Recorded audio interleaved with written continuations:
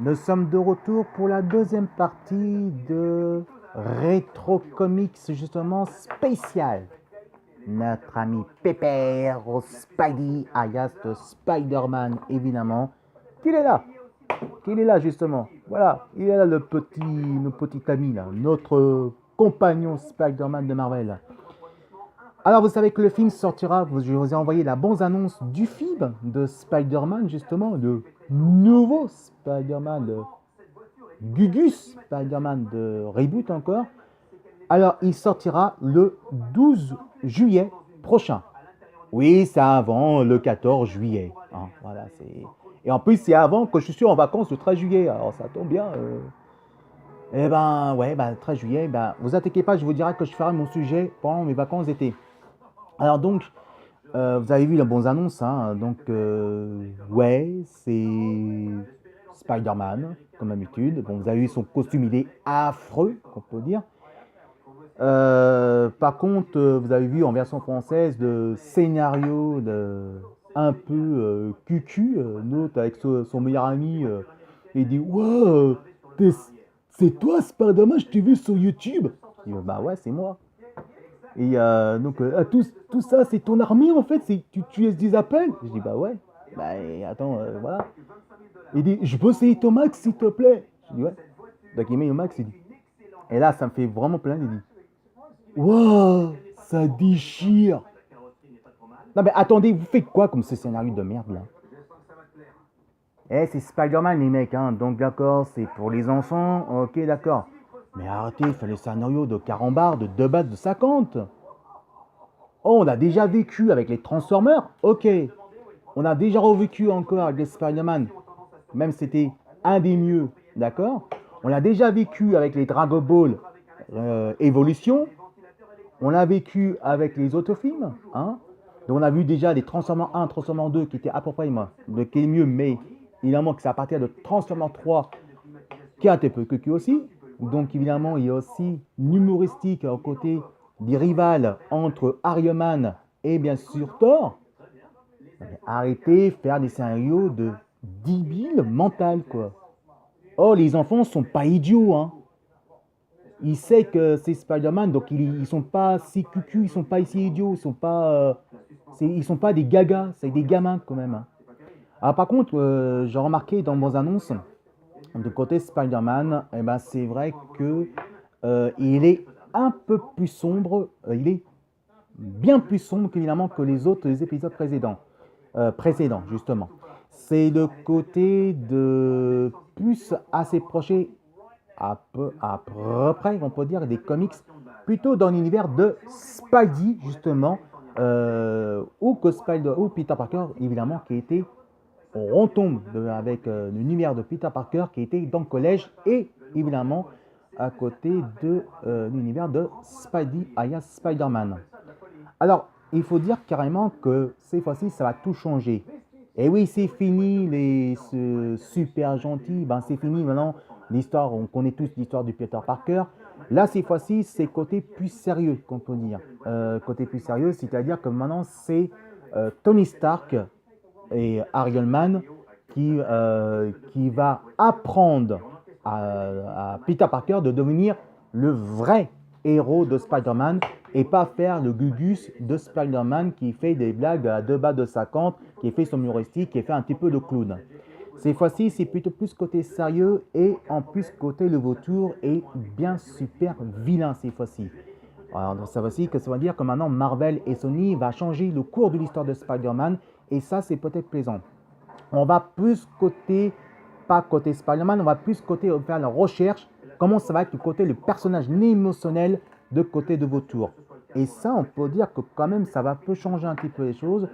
Et évidemment, c'est clair que on trouve, à propos de ça, c'est une bonne nouvelle. Alors, vous me posez la question, qu'est-ce que vous pensez?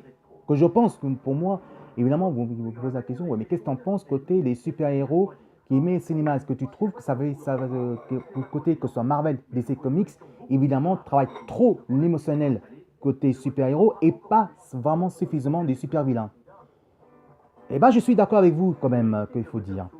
Je suis d'accord avec vous parce qu'on trouve, moi je trouve que c'est un peu dommage côté cinéma.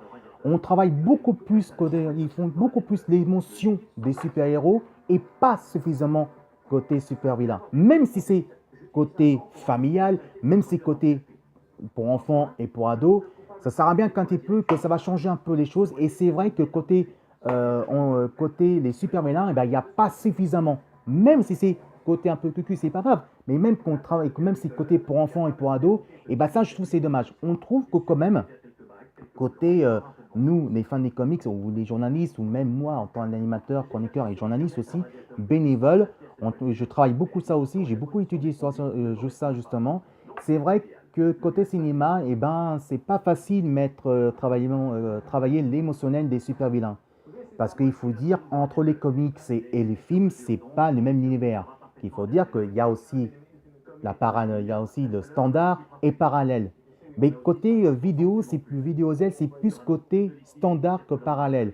Il y a aussi parallèle aussi, mais c'est plus côté standard. Dans les comics aussi, mais que les comics, c'est plus côté parallèle, de côté de standard. Justement, c'est aussi ces côtés de contrôle de CSA. On ne peut pas mettre tout dans les comics, dans le film. Il ne faut pas oublier que comme les super-héros, c'est aussi pour les fans, mais aussi c'est côté familial. Que moi, que j'ai plus côté remarqué dedans, entre DC Comics et Marvel, c'est quand même DC Comics qui gagne plus, quand même, plus gagnant côté public plus large. Parce que DC Comics, c'est quand même plus sombre, c'est quand même plus violent, et c'est plus côté, assez proche côté les adolescents, entre les adolescents de 12 ans et aux États-Unis. En États-Unis, c'est plus de 21 ans. De côté Marvel, c'est plus côté de esprit familial, c'est plus côté les enfants entre 7 ans à 14 ans et plus côté plus proche des ados. Aujourd'hui, le cinéma a beaucoup changé. C'est plus les adultes qui vont, c'est plus côté les adolescents qui vont au cinéma. C'est vrai que le temps de travail aussi, c'est les parents travaillent beaucoup. Ils n'ont pas de temps à amener les enfants. Le seul qu'ils ont de temps, c'est soit les week-ends ou soit pendant les vacances de scolaire et surtout avoir les films d'animation pour enfants. Et oui, les adolescents vont aussi avec leurs amis. Ils peuvent aller avec leurs petits frères, ou des fois avec leurs petites sœurs, ou des fois avec leurs cousins, leurs cousines. Ça, c'était plus proche. Aujourd'hui, le cinéma a beaucoup changé et c'est vrai, c'est plus proche côté des adolescents. Tant mieux, mais dommage quand même. On peut dire qu'avant, c'est pas la première fois qu'ils font ça, évidemment, pour de ça. Ça date depuis très longtemps côté de ça. Mais maintenant, ça se voit que maintenant, côté de l'histoire de cinéma, eh ben, il n'y en a pas beaucoup, malheureusement. C'est plus côté l'effet spéciaux, c'est plus côté d'explosifs et on manque beaucoup l'émotionnel côté de l'histoire. C'est dommage parce que c'est vrai que côté de blockbuster, on fait un peu plus côté l'histoire. C'est pas comme le dernier Mad Max là. Hein. Vous avez vu le dernier Mad Max comme il est nul. Mais moi, t'entends quoi côté l'histoire? C'est attends. C'est quoi le film? Eh ben, La voiture t'explique, c'est l'histoire de Mad Max qui est fait avec une poursuite de voiture et c'est des scénarios de voiture qui racontent l'histoire. Voilà, c'est pas mieux. Je préfère Mad Max avec Mel Gibson. Voilà. Mais pas ça, on va parler d'autres sujets un peu plus tard dans notre autre résumé de rétro comics et cinéma.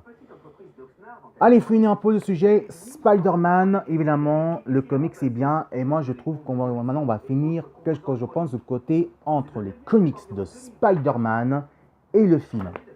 Alors déjà, le comic Spider-Man, c'est clair que tout le monde adore et moi aussi, je suis fan. Que ce soit côté les comics de presse, que ce soit en VO, en version française et version album aussi, par Panini Comics.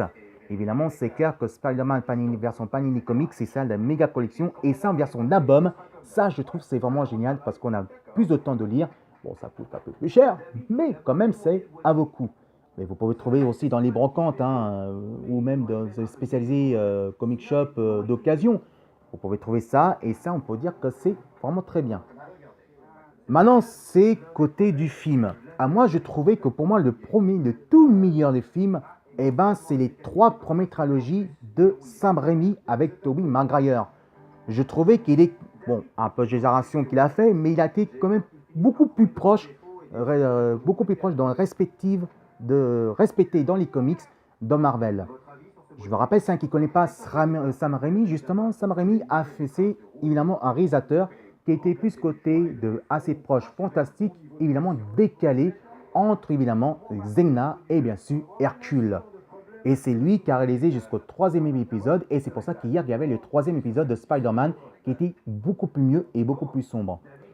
Après, moi je trouve que le premier reboot de The Amazing Spider-Man était intéressant. Le deuxième il était plus décevant parce que c'était Electro qui était plus décevant avec Jimmy Fox. Maintenant, il faut savoir qu'est-ce qu'on va penser du côté du film qui va sortir le 12 juillet de Spider-Man qui va sortir le 12 juillet. Alors, est-ce qu'il va être bien ou pas? Eh bien, pour le moment, c'est le 12 juillet qu'il faut attendre. Bien sûr que c'est intéressant, mais j'ai bien peur que ça va être encore une déception côté l'histoire. Cette fois-ci, ce film, il ne va pas être plus pour les enfants, c'est plus proche côté public adolescent parce que c'est plus sombre avec le vautour justement, et on voit que c'est assez violent. Et c'est pas pour les enfants cette fois-ci, c'est plus proche côté des enfants de 12 ans, entre 12 et 16 ans, et les États-Unis entre jusqu'à 21 ans.